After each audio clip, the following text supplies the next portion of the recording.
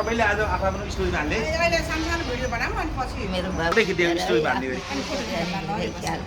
मेरो छोरो ज्ञानी चाहिँ छोरो एकदम ज्ञानी ज्ञानी भए आमासँग गएर सुतेर होइन आमालाई कुरो याद यस्ता भने गए बाबु नराम्रो सङ्गतमा कहिले नलागे नराम्रोमा खान लागे भगवान्ले तिमीलाई रक्षा गराउनु र तिम्रो राम्रो सुमन भगवान् बाबु नयाँ वर्ष 2083 एकदम खुसी रह्यो आज हाम्रो लागि आमा घरमा आउनुभयो अस्पतालबाट होइन अस्पतालबाट आएर मेरो देव राजालाई पुरै हो आज त पुरै हो अनि मैले पुरै हो कि आज प्रसाद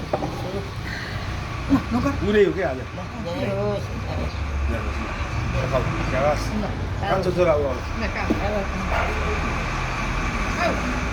आमालाई हस्पिटल बसाएपछि आज घरमा लगाइसकेको हो खै त छ त अर्को नाति ल ज्ञानी भए यस्तो गर आमा छोरो यस्तो गर कति ज्ञानी छ यो ज्ञानी छैन भन्ने नाम चलाए किन माया गरेर सबै आफ्नै माया गरे सबैमाथि आफ्नो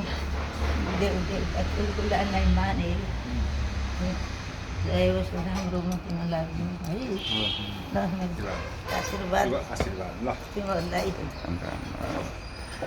आज 2083 सालको पहिलो दिन वैशाख पहिलो 1 गते आमाले हाम्रो आमा अस्पतालबाट सन्चो भएर आएर आज पहिलो सङ्क्रान्ति मनाएको है हाम्रो सङ्क्रान्ति हो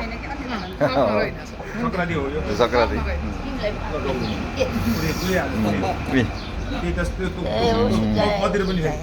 मतिर पनि हो अस्ति बाबालाई सबैलाई ढोक्देऊ आशीर्वाद बाबु बाबालाई पनि ढोका आमालाई ढोक्देऊ यसमा थपेर अरूलाई दिँदा है अब थपेर गर्ने है